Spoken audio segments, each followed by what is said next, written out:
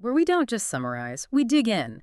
We take that stack of encyclopedic data, those deep technical reviews, and we turn it all into something you can actually use. And today, our mission is, well, it's a full throttle slide dashing run through a true arcade masterpiece, an absolute quarter-munching legend. We are talking about Capcom's 1989 classic, Strider Hiryu. This is a deep dive that's really defined by, I think, a kind of critical nostalgia.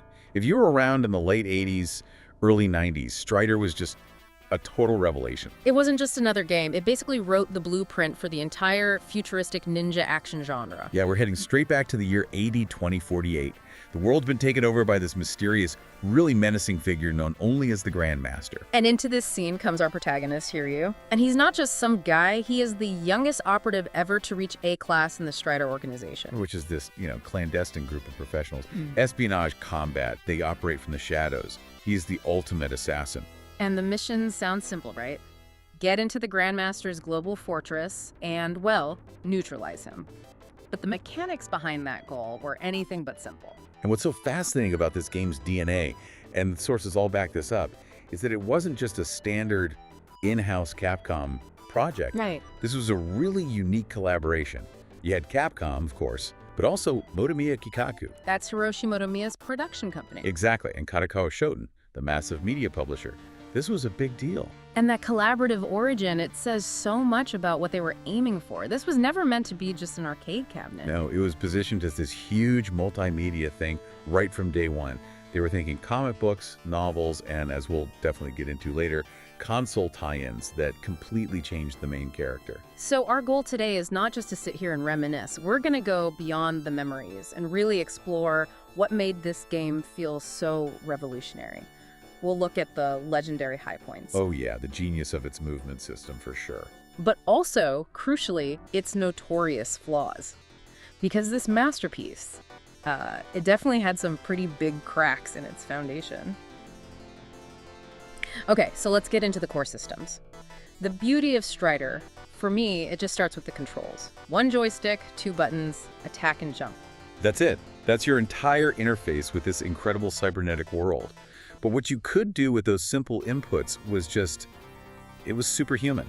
Physics-defying acrobatics. And the game immediately shows you how powerful Hiryu is through his weapon, the Cypher. Yeah, the plasma light sword Cypher. And the sources get really specific about this. It's not just a beam of light like a lightsaber. It's a physical blade that's wrapped in this intense plasma energy. That physical core is the key, isn't it? It is. It allows for what the sources call an extremely long range and, more importantly, an abnormal rapid-fire capability. That abnormal rapid-fire, that's the secret sauce. You can just mash that attack button and unleash this constant wave of plasma. It gave you immediate control over a huge part of the screen.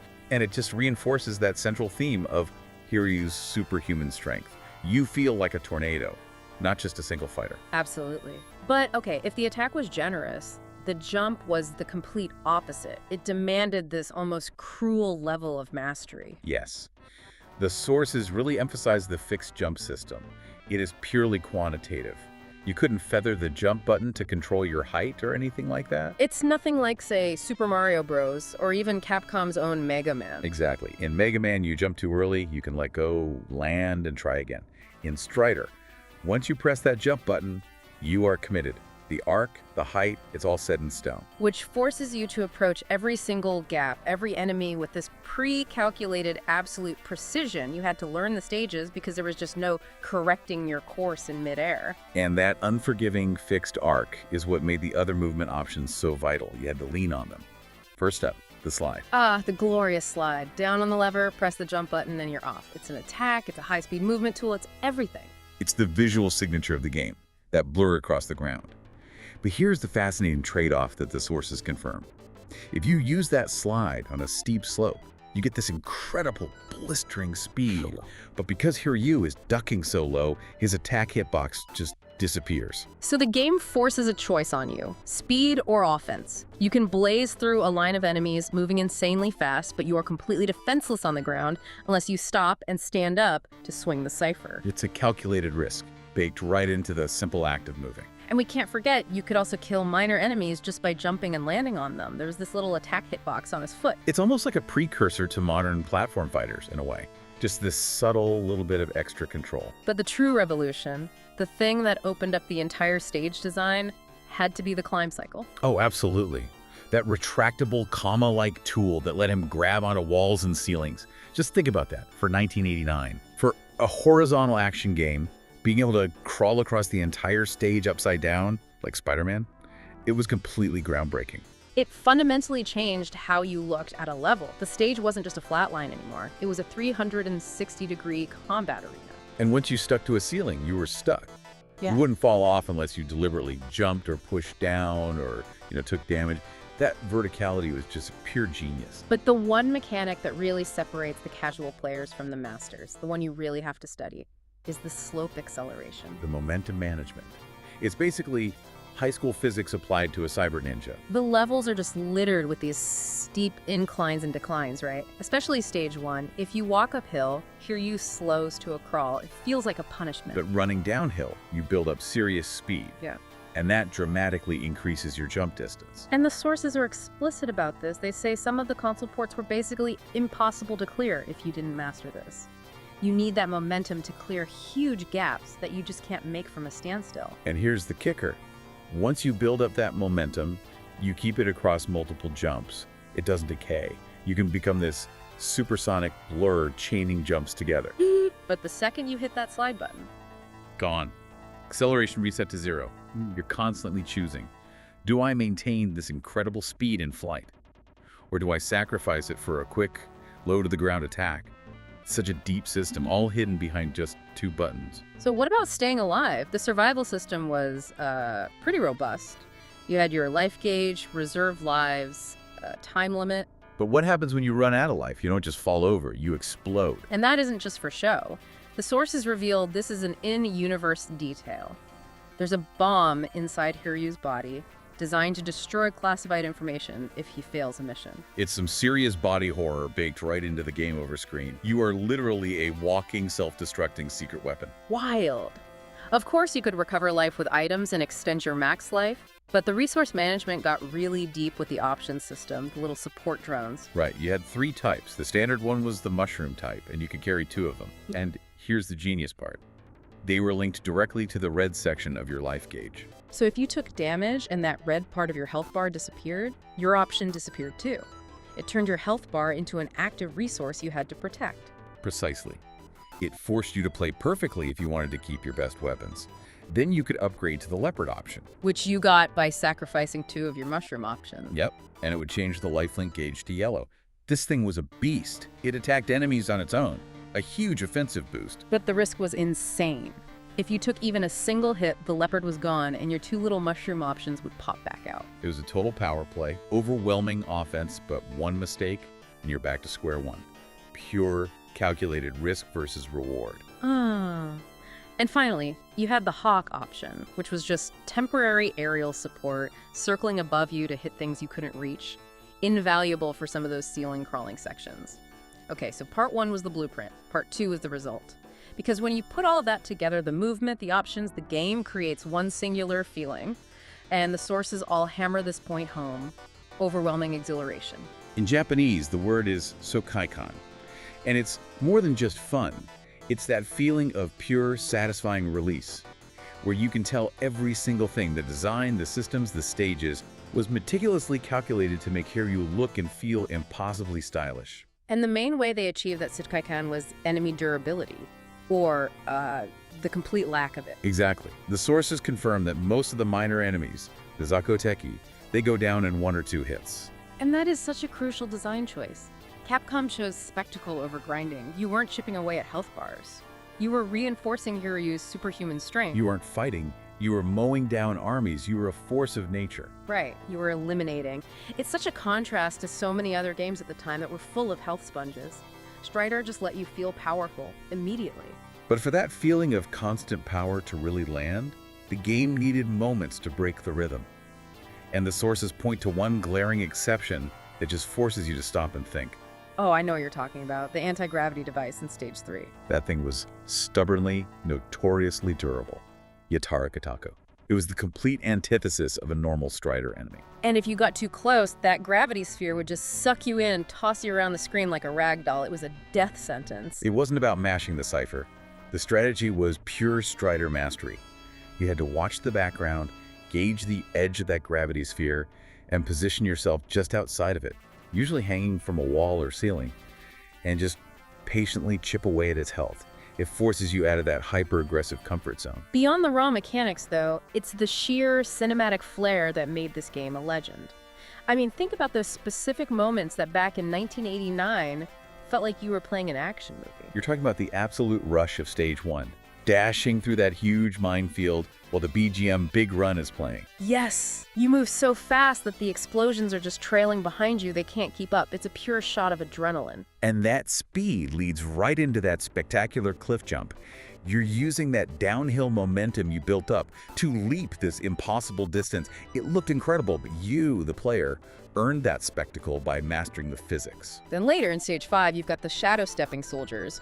Their bullets actually track you a little bit, so you have to do this stylish, continuous dance of dodging and weaving before you can get in close to take them out. Even the boss fights were stylish.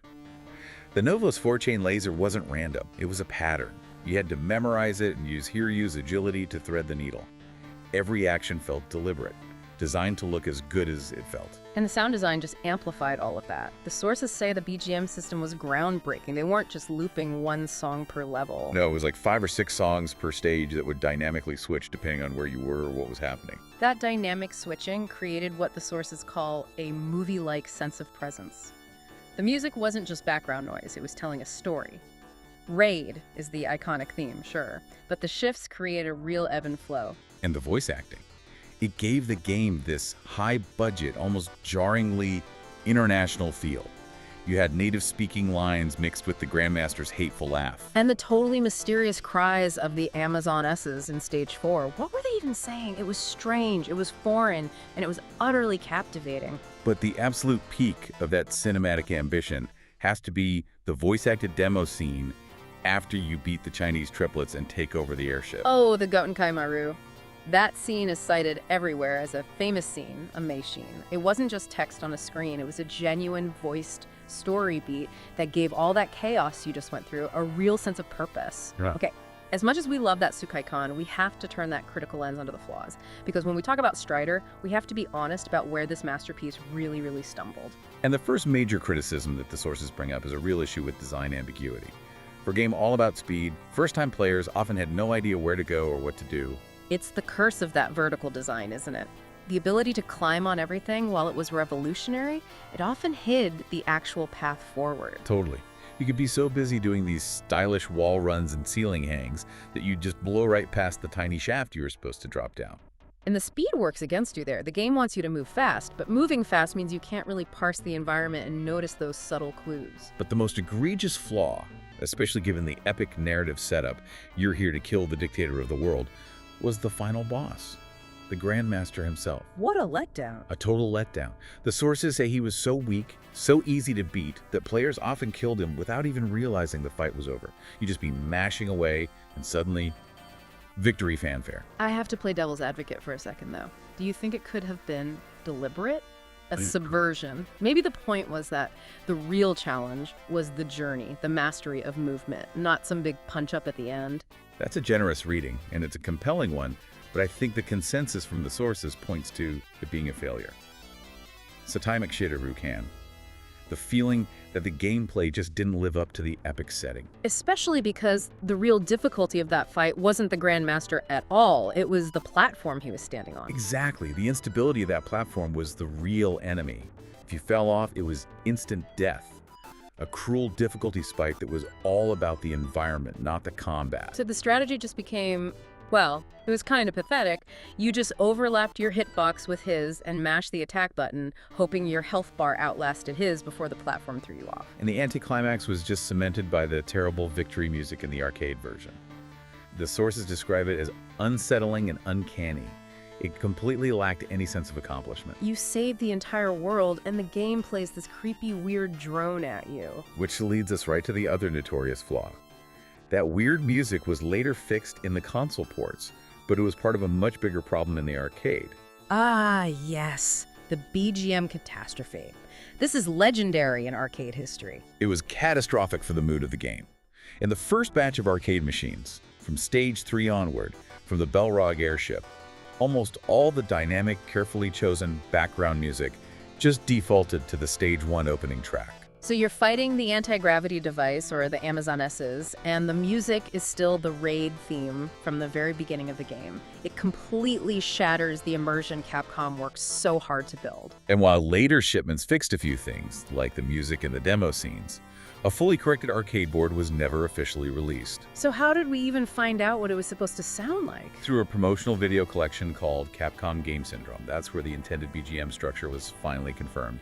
And then, ironically, it was the console ports, the Mega Drive and the X68000, that finally implemented the music the way it was always meant to be heard.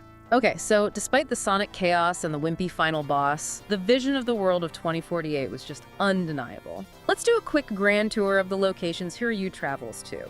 It starts off with these very clear geopolitical stakes. Stage 1 is the Kazakh Federation, with a very clear Soviet SSR motif, Russian military, and the first boss, the massive Ouroboros. Then you immediately jump to the freezing cold of Siberia for Stage 2. This is where you meet the bounty hunter solo and the iconic Tanpu triplets. The action there shifts from ground combat to some really intense vertical climbing. Yeah. All leading up to you seizing that giant airship, the Gatenkai Maru. Stage 3 takes place entirely on that airship, the Balrog. It's all about mechanical hazards, crushing walls, that kind of thing, and that tough fight with the anti-gravity device. And the boss, Captain Hijimaru Jr., is this great bit of lore, a disgraced commander turned cyborg. And then, just when you think you got the vibe of the game down, futuristic military espionage Stage 4 throws a complete curveball. The Amazon. The Amazon, complete with dinosaurs. Dinosaurs, a T-Rex, pteranodons, attacking a cyber ninja. It's the most wonderful 80s sci-fi absurdity. It's perfect, yeah. And you also fight indigenous Amazonesses, who are using axes and boomerangs against your plasma sword. The whole thing is just this wonderfully eclectic mess. I remember the sources even mentioning piranhas that fly out at the lake but don't actually hurt you. It was all about visual overload.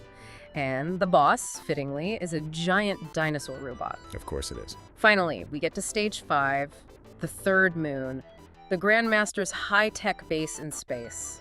It feels appropriately final, this distant, futuristic setting. But Stage 5 isn't just a location, it's a brutal gauntlet. It has that infamous mid-boss rush. Ugh, yes. Pretty much every hard enemy comes back. Ouroboros, Solo, the Tanpu triplets, the anti-gravity device, all of these tiny, unstable platforms. It's Capcom's way of saying, okay, the final boss might be easy, but getting to him will be hell. We should talk about a few of those enemies, because their design is so memorable. Ouroboros, the Stage 1 boss, is this amazing bit of body horror. Yeah. It's a centipede-like monster made from 24 princes who all merge together. And when he comes back in Stage 5, he's so much more dangerous because the platform is so unstable. His wavy movement pattern messes with the collision detection, making it super easy to just fall to your death. Then you got Solo, the bounty hunter. He's designed to be Hiryu's rival, right? Super agile, uses all these projectiles, lasers, missiles, a flamethrower. The perfect foil to Hiryu's close-range Cypher. And the Tanku triplets are just iconic. The bounty hunter sisters with their Cypher-like kicks. They were tough because they could match Hiryu's speed. And we have to mention the shadow-stepping soldiers, the machine gunners whose bullets track you slightly. The comic book lore for them is so cool. Their gun is a CIWS, a ship-mounted anti-missile cannon that's been shrunk down to infantry size. It's another piece of that deep, futuristic military world building. And all that lore brings us to the game's enduring legacy, which, just like the game itself, is a mix of triumph, weird adaptations, and some outright failures, especially when you look at the console ports. The first big one was the Mega Drive version from Sega in 1990. It was a really faithful attempt to capture the feel of the arcade game. And critically, they fixed the BGM. They put in the fully corrected soundtrack, which was a huge win. They even redrew some graphics and added a unique ending scene. But the Mega Drive just couldn't quite handle it. The sources point out two huge problems. First, all that amazing voice acting we talked about, completely cut, gone. Silence where there should have been drama. And second, and this is the one that really hurt, the game had these constant pauses. Yeah, the game would just freeze for a second while it loaded data. The sources mentioned it happening frequently. Gaiman, wichidi chishiga henpatsu. Imagine you're in the middle of this perfect high-speed jump chain and the entire game just locks up mid-somersault. It completely broke the Sukaikan, that feeling of exhilaration. And to make it even worse for hardcore players, the first run of the carts had a game-breaking bug. If you tried for a no-miss run, Ouroboros wouldn't appear in Stage 5, and the game would just freeze, making a perfect clear impossible. Ouch. So then you had the X68000 version in '92, which everyone agrees is the gold standard. It was basically arcade perfect, complete with the corrected music. And then in '94, you get the PC Engine CD-ROM 2 version, which the sources call a disappointing port, Zanenishoku. Yeah. The controls felt wrong, the Cypher was slower. But it's interesting because it went in a completely different direction. It leveraged the CD format for story. Totally. They changed the whole setting. Strider was now a world peace maintenance organization. They added a whole new oil field stage. And they went all in on the drama with famous voice actors Shiozawa Kaneto as Hiryu. It had this really emotional, integrated ending sequence. It proved that if you couldn't replicate the arcade feel, you could at least add some serious dramatic depth. And Strider's lineage continued. You get Strider 2 in '99, the 2014 reboot that was more of a Metroidvania. But a lot of Deep fans will tell you the true sequel is a non-Capcom game. Right. Cannon Dancer from 1996. It was made by the original planner Koichi Yotsui after he left Capcom. It's widely seen as the spiritual successor, carrying that same kinetic DNA. And Hiryu's popularity really exploded because of the crossover fighting games. Marvel vs. Capcom, he was an absolute star in that series. And here's where it all comes full circle. The sources confirm that Hiryu's popularity in those fighting games, his aggressive style, that giant scarf, the American taste aesthetic, is what drove Capcom to make Strider Hiryu 2. And that design came from the manga, which portrayed him as this loud, flamboyant guy, totally different from the silent killer in the arcade game. Which brings us to the biggest piece of hidden history, the arcade game we all love. It was originally supposed to be a Gaiden, a side story. A prequel, basically. The real story was meant like a Famicom NES version that got canceled in Japan. Exactly. And the Famicom version was designed to show a much more emotional, human Hiryu. A guy who cries when his friend dies, who gets angry at his enemies. A complete contrast to the cold, silent killing machine from the arcade that ended up defining the character for everyone. It was an accident of history. And that legacy is still being honored today. The character Ziku in Street Fighter V is an explicit self-homage to Hiryu. And it's not just a visual thing. The purple outfit, the red scarf, the somersault jump, it's all there. Even his attacks are direct riffs on the Cypher. And here's the deep cut from the Street Fighter V design book. There's this background concept that Ziku is actually the first Hiryu, which would make our guy from the arcade game the third Hiryu. Capcom is literally weaving the Strider mythology right into the Street Fighter universe. So what does this all mean for you? Strider Hiryu was a kinetic cinematic rush defined by groundbreaking movement. The climb cycle, the slide, that physics-based speed, it was all about style, sound when it worked, and that feeling of overwhelming power. It was an audacious vision, sometimes let down by vague design or frustrating tech flaws like that BGM bug or the weak final boss. But its place in history is secure because of its kinetic audacity. It delivered a sense of style and mastery that very few games of its era could even touch. Hiryu's genius was that he moved like nothing we had ever controlled before. He wasn't just a hero, he was this unstoppable acrobatic force of nature. The journey was so thrilling that we all kind of forgave the failures of the finale. And the story reveals that the character we all know, that cold, silent assassin adopted by the fighting game community, was only cemented as the icon because the more human Famicom version was canceled in Japan. So we'll leave you with a provocative thought to mull over. How drastically different would the face of Capcom's crossover legacy and maybe the entire cyberpunk ninja genre look today if the original, emotional, human Hiryu had been the defining standard instead of the silent killing machine we all remember from the arcade? Think about that tension between human emotion and superhuman efficiency until our next deep dive.